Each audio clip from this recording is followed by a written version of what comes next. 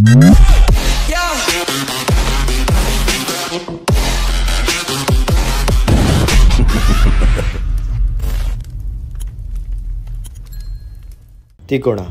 15व्या शतकाच्या अखेरीस मलिक अहमद निजामशाह याने इसवी सन 1482 ते 83च्या सुमारास जुन्नर प्रांतावर स्वारी करून जुन्नरचा बराचसा प्रांत आपल्या ताब्यात घेतला. त्यानंतर त्याने लोहगड काबीज केला. नंतर त्याने आपला मोर्चा तुंग व तिकोणाकडे वळवला. इसवी सन 1485मध्ये मलिक अहमद निजामशाह याने हा किल्ला जिंकून निजामशाहीत आणला. पुढे 11 जून 1665 साली झालेल्या इतिहास प्रसिद्ध पुरंदरच्या तहात शिवाजी महाराजांनी जयसिंगला दिलेल्या 23 किल्ल्यांपैकी तिकोणा हा एक किल्ला होता. नेताजी पालकर यांच्याकडे काही दिवस तिकोणा किल्ल्याची जबाबदारी होती. पवन मावळाचा हा पहारेकरी त्याच्या माथ्याच्या त्रिकोणी आकारामुळे आपले लक्ष वेधून घेतो आणि त्यामुळेच कदाचित त्याला तिकोणा असे नाव पडले. तिकोणा किल्ल्यावर तुम्हाला येण्यासाठी डिस्क्रिप्शनमध्ये लिंक दिलेली आहे. तुम्ही इझिली गुगल मॅपच्या सहाय्याने तिकोणा किल्ल्याच्या पायथ्याशी येऊ शकता. नमस्कार मंडळी, स्वागत आहे आपलं मराठमा यूट्यूब चॅनलमध्ये. थंबनेलवरून तुम्ही ओळखलं असेल आपण कुठं आलो आहे. सध्या इथं मागं हॉटेल आहे, हॉटेल श्री साई नावाचं. तिथं आपण गाडी पार्किंग केलेली आहे. गाडी पुढंपर्यंत जाते, पण ठीक आहे, थोडा पायी पण गेला पाहिजे ना, कारण गड तसा तुम्हाला दाखवतो पुढं गेल्यावर किती वेळात आपण पोचू शकतो. आपण लवकर पोचू, एवढं काय जास्त वेळ लागणार नाही. इथं आजूबाजूला हॉटेल वगैरे आहेत आणि तिकडं गाडी लावून किंवा नाश्ता वगैरे करायचा असेल तर आता तरी 7 वाजत आलेले आहेत, तो पण नाश्ता वगैरे पण भेटतो. सो नाश्ता चहा करून आपण पुढं गडावर जाऊ शकतो. मॅप लावून तुम्ही आले ना तर तुम्हाला मागच्या साईडलाच तिथं स्टॉप होतो मॅप. तुम्ही जर सरळ सरळ आले पूर्ण गावाच्या बाहेर, तिथं पण एक हॉटेल हॉटेल स्वरांश तर त्याच्याच बाजूला इथं हे बघा गडाकडे जाण्याचा मार्ग आणि इथंच पार्किंग पण आहे. तर आपण इथं गाड्या आरामशीर लावून आपण गडाकडे जाऊ शकतो. गड अगदी ना आपल्या डोक्यावरच आहे, म्हणजे आता पण इथं आहे ना, हे बघा गड हा बाजूलाच आहे. हा बघा सूर्योदयाच्या टायमाला पोचायचं होतं पण थोडासा उशीर झाला. तिकोणागड आणि वितंडगड, उंची 3590 फूट. तुम्हाला जास्त नाही 40 मिनटात तुम्ही चढू शकता. गिरिदुर्ग प्रकाराचं आहे. ते एक सूचना दिलेली आहे की संध्याकाळी 5 वाजता गडाचे दरवाजे बंद केले जातील. सकाळी लवकर या, तुम्ही गडावर जाऊ शकता, पण संध्याकाळी आल्यानंतर तुम्हाला तेवढा गड फिरता येणार नाही. जर तुम्ही 2-3 वाजता आले किंवा 3-4 वाजता आले तर त्या टायमाला 5 वाजता गडाचे दरवाजे बंद होतात. आपण थोडंच पुढं आल्यानंतर आपल्याला अशा पायऱ्या दिसतात. थोडी अशी चढण आहे, तर काय नाही एवढं, म्हणजे आपण नॉर्मली चढू शकतो. हे बघा मध्ये मध्ये अशा पायऱ्या लावलेल्या आहेत, इथून पायऱ्या चालू होतात. आता इथं जागेजागी खड्डे केलेले आहेत, ते नक्की कशासाठी केलेत काय सांगता येत नाही. शक्यता म्हणजे पावसाळ्यात सेफ्टीसाठी असेल. हवा जोराची सुटते वरती चढायला. इथं मध्ये स्टॉल केलेला आहे जो शनिवार रविवार ओपन असतो. होईल थोडाच ओपन, कारण आपण लवकर आलो आहे. थोडी दमछाक झाली, खूप टायमानंतर ट्रेकला निघालो आहे. त्यात सर्दी, थोडा खोकला, सगळं मिक्स झालं आहे. अवघ्या अर्ध्या तासात आपण जो पहिला दरवाजा आहे तिथं पोचलेलो आहोत आणि इथं सूर्यदेवाने असं मस्तपैकी दर्शन दिलेलं आहे. काय भारी वाटतं आहे. आम्हाला वाटलं की थोडा उशीर होईल आम्हाला, पण आम्ही बरोबर वरती आलो आणि जस्ट बसलो तिथं. तेवढ्यात इथं सूर्यदेवाने दर्शन दिलं. अजून वरती जायचं आहे, पण बोलो थोडा थांबूया इथं, नंतर वरती जाऊया. असा सूर्य रोज कुठं बघायला मिळतो, कधीतरी. तर आपण इथं पहिल्या दरवाजाच्या जवळ पोचलेलो आहे. दरवाजा हा एकदम चांगल्या अवस्थेत आहे आणि हे बघा इथून गडाकडे वाटे. इथंच बाजूला देवडी आहे. एका देवडीच्या आतमध्ये एक छोटी देवडी आहे, पहारेकऱ्यांना लक्ष देण्यासाठी. त्यासाठी इथं देवडं केलेले आहेत. आणि सध्या हे कधीपासून हे पडून नाही मला वाटतं, ते आत्ता तोडून ठेवलेलं असं वाटतं आहे. डागडुगीचं काम चालू आहे. हे बघा इथून साईडने जायला वाट वगैरे. इथं एखादा दरवाजा वाटतो, कारण इथं म्हणजे बघा इथं आतमध्ये अडकवायला सारखं आहे किंवा तो दगड बाहेर आला असेल. इथं बुरुज आहेत 2 छोटे. पण वरती आल्यावर हे सध्या बांधकाम चालू आहे. बांधकामाचं बघा सगळं काम चालू ठेवलं आहे. इथं आपण थोडं पुढं आल्याच इथं आपल्याला इथं चपेटदान मारुतीची मूर्ती बघायला मिळते आणि मारुतीच्या पायाखाली जे तुम्हाला दिसते ती आहे पनवती. तर चपेटदान मारुती म्हणजे मारुती रायाने अशी चापट मारताना दाखवलेलं आहे त्याच्यात. सध्या पत्रे वगैरे टाकून इथं चांगलं एक मंदिरासाठी थोडं नीट करून ठेवलेलं आहे. खूप टायमानंतर ट्रेकला निघालं ना थोडी दमछाक होतेच. त्यात आपण थोडेफार आजारी असलो त्यात थोडीशी अजून भर आणखी काय. पण काही झालं तरी सह्याद्री फिरायचं थांबायचं नाही. आता इथं थोडंसं पुढं आल्यानंतर इथं पण थोडं म्हणजे शनिवार रविवारी स्टॉल उघडे असतील. आज शनिवारच आहे आणि इथे तुम्हाला काही ऐतिहासिक वास्तू म्हणजे वाड्याचे अवशेष सध्या ते भग्नावस्थेत आहेत, पण ते जेवढे आहेत तेवढे आपल्याला बघायला मिळतात. इथं लिहिलेलं आहे सध्याचे अवशेष हे ऐतिहासिक असून त्यावर बसू नये किंवा उभे राहू नये, दगड हलवू नयेत, वास्तूस नुकसान होईल अशी कोणतेही कृत्य करू नये. सो याची काळजी घ्या. इथं थोडी बसायला वगैरे जागा आहे. त्याच्यानंतर इथं थोडंसंच पुढं आल्यानंतर इथं मोठी पाण्याची म्हणजे एक मोठं पाण्याचं टाकं म्हणता येईल आणि तिकडे श्रीरामाचं ध्यान मंदिर आहे. तर आता तिकडं पण जाऊया, दाखवतो तुम्हाला. हे जे टाकं आहे ना त्याच्याच साईडने असं इथून वरती आल्यानंतर इथून त्या मंदिराकडे जायला रस्ता आहे. आता इथं कोणतरी राहत असेल कारण तिथं भांडी वगैरे ठेवलेली आहेत आणि सगळं साफसफाई करून ठेवलेली आहे. तर इथं येत आहे किंवा म्हणजे इकडं बसताय तर तिकडं घाण वगैरे करू नका. आणि इथं कोणतरी राहते आणि चांगल्या अवस्थेत ठेवलेलं आहे सध्या. सर्वात प्राचीन म्हणजे आता ह्या गडावरती इथं चुन्याचा घाणा आहे. म्हणजे गड बनवताना ज्याला जो चुना लागायचा तो इथं तयार केला जात होता. ही खूप ऐतिहासिक गोष्ट आहे. त्याचा पवित्र राखा, त्याच्यामध्ये जाऊन नाचायचा किंवा काही करायचा प्रयत्न करू नका.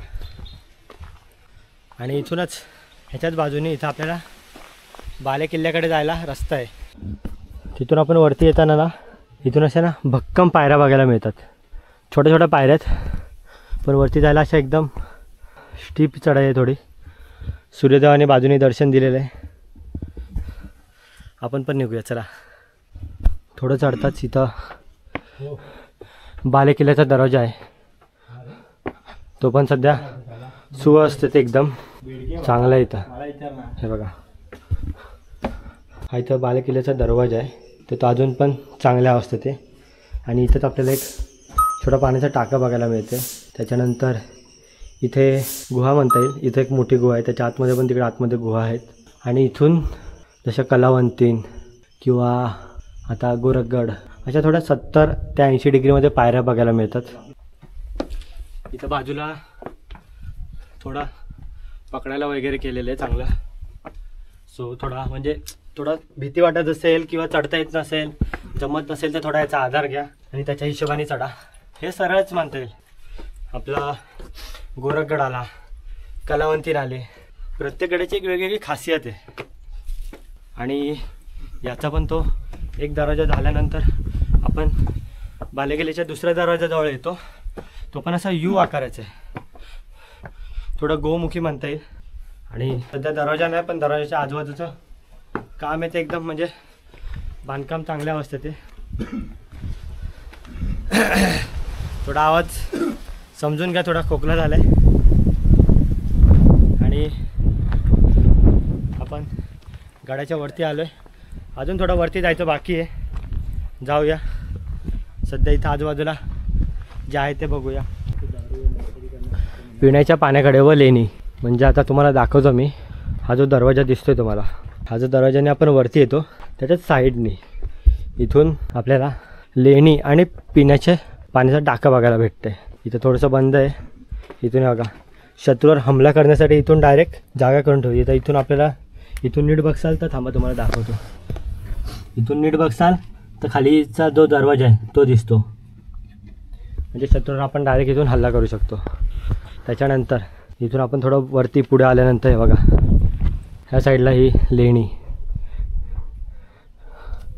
आणि इथून थोडं जपून, पावसाळ्यात वगैरे थोडंसं भीतीदायक आहे. ठीक आहे, इथं पकडायला आहे त्याचा सहारा घ्या. आणि त्या साईडनी या बघा इथं गुहा वगैरे म्हणजे ही लेणीच म्हणता येईल. आणि इकडे पाण्याचे टाके आहेत. आता हे पण मोठं पाण्याचं टाकं आहे, ते खूप खोल आहे सध्या. इथं विश्रांतीसाठी तुम्हाला थोडीशी जागा आहे म्हणजे वरतून एवढं ऊन वगैरे येणार नाही. इथून जो नजारा दिसतोय, जी हिरवीगार मस्त झाडं बहरलेली आहेत, त्याच्यामध्ये छोटे छोटे आता इथं फार्म हाऊस म्हणता येतील, छोटी छोटी घरं बांधलेली आहेत. तो समोर तुम्हाला दिसत असेल तिकडे तो पावना लेक आहे. गडावर आम्ही तिघंच आहेत असं वाटतंय, कारण जे सगळ्यात आधी आलेले लवकर आलेले ते गड उतारवून खाली गेले. वरती यायला मोजून पाऊण तास पकडा, पाऊण ते 1 तास लागू शकतो. जर तुम्ही नवे ट्रेकर असाल, म्हणजे आपण म्हणतो ना सुरुवात करायची आहे ट्रेकिंगची किंवा काय, तर त्यासाठी आपण इथं येऊ शकतो. मग आपल्याला एक दीड तास लागू शकतो. पण जर तुम्ही चांगले ट्रेकर असाल तर तुम्ही अवघ्या अर्ध्या तासात किंवा 40 मिनिटात येऊ शकता. पाण्याचं टाकं आणि लेणी बघून झालेली आहे. सध्या इकडे पण बुरुज वगैरे आहेत. तर आता आपण वरच्या दिशेने जाऊया. इथं पण वरती जाताना आपल्याला थोड्या पायऱ्या आहेत आणि चांगल्या अवस्थेत आहेत त्याच्या बाजूला असं पकडायला वगैरे जागा आहे त्याला. कारण जर जास्त हवा जोरात सुटली तर आपण ह्याला पकडून ह्याच्या सहाय्याने वरती जाऊ शकतो. गडावरती आल्यानंतर इथं आपल्याला नंदी तुम्हाला दाखवतो. इथं आपल्याला शंकराची पिंड भग्नावस्थेत 2 नंदी बघायला भेटतात. आणि त्याच्या समोरच इथं खाली आपल्याला पाण्याचं टाकं किंवा गुहा म्हणता येईल. आता सध्या ते मातीमुळे झाकलं आहे, म्हणजे माती जाऊन ते झाकलं आहे का ते तसंच आहे ते आपण सांगू शकत नाही. पण सध्या तरी गुहा किंवा पाण्याचं टाकंच असू शकतं ते. आणि इथे वरती शंकराची पिंड आहे, इथं नंदी आहे. हे बघा, ह्या दिशेला पण एक छोटीशी आपल्याला गुहा दिसते. म्हणजे इथून खाली जायचं आणि ह्या दिशेने बाहेर यायचं. आता जे आधीच्या काळात होतं त्याचा वापर नक्की कशासाठी होत होता ते आपल्याला माहीत नाही, पण आपण एखादी शक्यता वर्तवू शकतो. इथं नंदी चांगल्या अवस्थेत आहे. आतमध्ये छत्रपती शिवाजी महाराजांचा फोटो लावलेला आहे. इथे मंदिर आहे. मंदिराच्याच उजव्या दिशेने आपण वरच्या साईडला जाऊया. सध्या हवा जोरात सुटलेली आहे, मध्ये मध्ये जोरात येते, मध्येच नॉर्मल. भगवा ध्वज इथं लावलेला आहे. हा इथं बुरुज आहे. सध्या तो थोड्या चांगल्या अवस्थेत आहे. जास्त वरती चढण्याचा प्रयत्न करू नका. इथं पण एक बुरुज आहे गडावरती. इथं आपल्याला मोठं पाण्याचं एक टाकं म्हणता येईल किंवा तळं म्हणता येईल. म्हणजे जे गडासाठी बांधकाम लागत असेल ते दगड इथूनच काढलं असेल. आता हे याची खोली किती आहे काय आपल्याला माहीत नाही. पाण्यात उड्या वगैरे मारायचा प्रयत्न करू नका. पाणी चांगलं आहे तर तसंच ते चांगलं राहू द्या. ह्या साईडला तटबंदी नाही आहे, म्हणजे बुरुज जे आहे तो सध्या चांगल्या अवस्थेत नाही आहे. तो खूप आधीपासूनच्या काळातला आहे तो. त्याच्यामुळे हे बघा इथून आता डायरेक्ट खाली पुढं जायचा जास्त प्रयत्न करू नका. ह्या बुरुजानंतर पाय सटकला. माझा आवाज गेला थोडा, आला परत आला. ह्याच्यानंतर इथं थोडंसं खाली आपल्याला तिथे एक थोडंसं एक म्हणजे सेफ्टीसाठी तो दगडसारखा वाटतोय काहीतरी, पण इथून खाली घसरला तर तो पडला. तो तिकडे तटबंदीसारखी वाटते रे ती खाली. मित्रांनो त्या साईडला ना थोडी हे जे तुम्हाला दिसतं नाही बघा बोटाने मी दाखवतो, हे ना मला थोडी तटबंदीसारखी वाटते. त्यामुळे तुम्हाला मी झूम करून दाखवतो थोडंसं.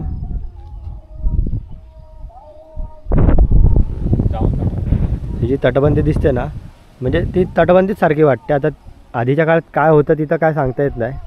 आणि खाली ना आम्ही जेव्हा गडाकडे येत होतो सकाळी सकाळी, तेव्हा मंदिरात आरती चालू होती. आरती किंवा भजन म्हणता येईल, ते अजूनही चालू आहे आणि त्याचा आवाज इथून इथपर्यंत पण येतो आहे. आता सध्या थोडं धुकं आहे त्याच्यामुळे नीट समजणार नाही तुम्हाला, पण हे बघा इकडून तुम्हाला दिसतं ना, हे सगळं इकडं पावना लेक आहे हा. आता इथे नक्की काय होतं ते माहीत नाही.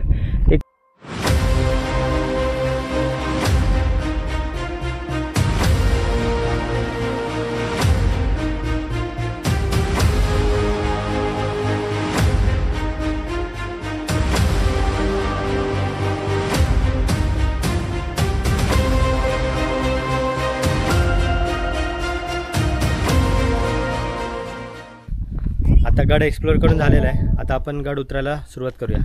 हिवाळा वगैरे उन्हाळा वगैरे आपण इथून नीट येऊ शकतो. पावसाळ्यात थोडं रिस्की आहे, पण असं वरती यायला एकच वाट नाही, दुसरं पण आता ह्या साईडनी पण एक वाट आहे, त्या साईडनी पण 2 वाटा आहेत. सो आपण त्या साईडनी पण येऊ शकतो नीट. मंडळी थोड्या अशा ह्या पायऱ्या मला गोरखगडासारख्या वाटते थोड्याशा, पण ते गोरखगडाचं कसं थोडं असं फिरून होतं ठीक आहे. आणि ही डायरेक्ट स्टीप आता चढण पण तशीच आहे आणि उतार पण तसंच आहे. उतरताना थोडं म्हणजे आता हे 80 ते 90 डिग्री नाही म्हणता येणार, पण 70 डिग्री म्हणता येईल त्या ह्याच्यामध्ये येतो. सो त्यानुसार हळूहळू उतरा, काळजी घ्या. सरळ उतरता येत नसेल तर उलटं उतरा, पण सेफली जावा.